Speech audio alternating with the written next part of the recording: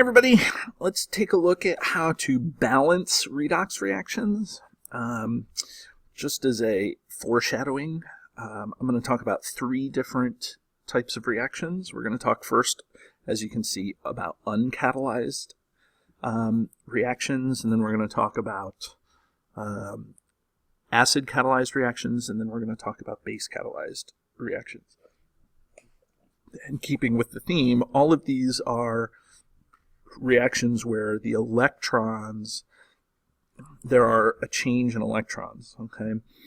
And also we're going to use what we call the half reaction method. There's also the ion electron method for balancing, but I found that the easiest thing to do is stick with one type of balancing and then teach from there, as opposed to showing you both of them. Then I can show you one, and then that's kind of what we're going to do. So the half reaction method for kind of this uncatalyzed reaction here, we're going to start by splitting the reactions into half reactions, okay? And so let's identify what's being reduced and what's being oxidized.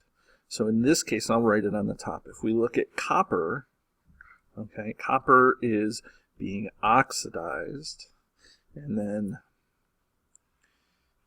silver is being reduced, okay? So oxidation and reduction. So what we're going to do is we're going to remove copper, and we're just going to do copper reacts to form Cu2+. I'm going to leave the states out because they're right up there, okay? It makes it a little easier for me to keep things going here. And then I'm going to do the reduction half reaction. All the things involved in the reduction I'm going to pull out. So this is Ag1+ reacts to form Ag solid. Oh, I'll still leave the... Okay. Ag. Okay. Now, you would look at that originally and you would say, wow, that already looks balanced. Look, there's one copper, one silver, one silver.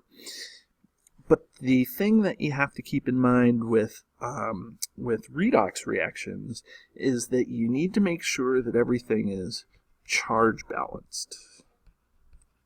Okay. And so if we look at now the reactant side, yeah, the mass is balanced. Okay. The problem is the charge is not. So here we have a 1+ charge, and here we have a 2+ charge, and that is not a balanced system. Okay. So this is kind of a more straightforward one that doesn't require all the steps. But we can still step through these things, okay? And now we're asked to balance the atoms.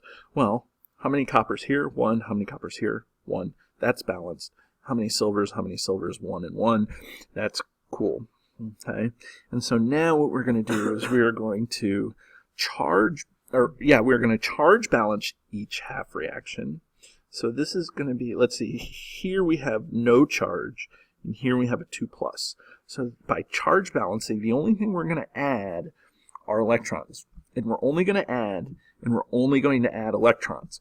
Now we can change the side that the electrons are added to, but we're still just going to add electrons. Okay, and so let's see, 2+ and 2- is 0, so the sum on this side is 0, and the sum on this side is 0.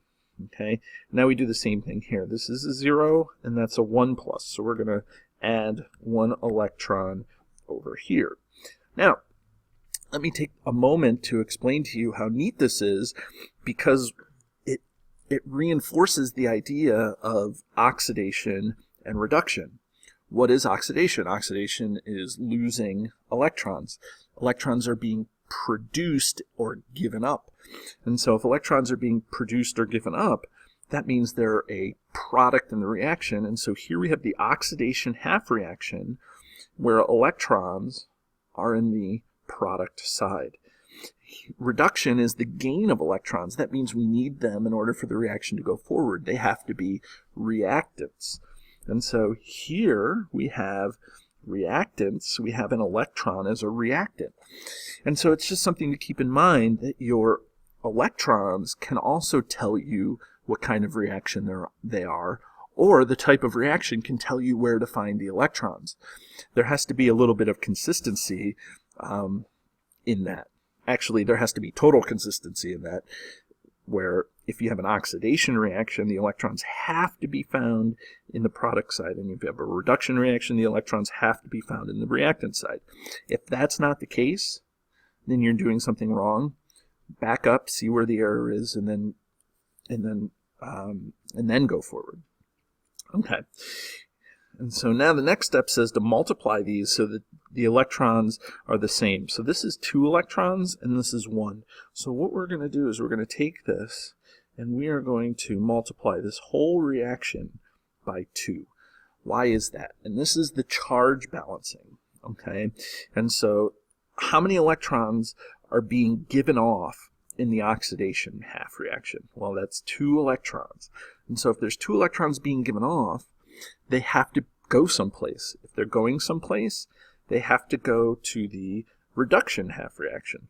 So these 2 electrons are being given off and going here. And so now we have 2 electrons being absorbed by the silver. Okay? Electrons aren't going to zip out into space in these sorts of reactions and not be accounted for. We have to account for the electrons somehow in some way. So when we do that, now we have 2 electrons, 2 silver ions, and 2 silver atoms. But what happens is the electrons cancel out. And now what we're going to do is we're going to re-add these reactions. Okay, so we have Cu, let me write it up here. Okay, Cu solid plus 2Ag1 plus, it's 2 because of that, reacts to form Cu2 plus aqueous plus 2Ag solid. And that is using the half reaction half reaction method to balance uncatalyzed reactions.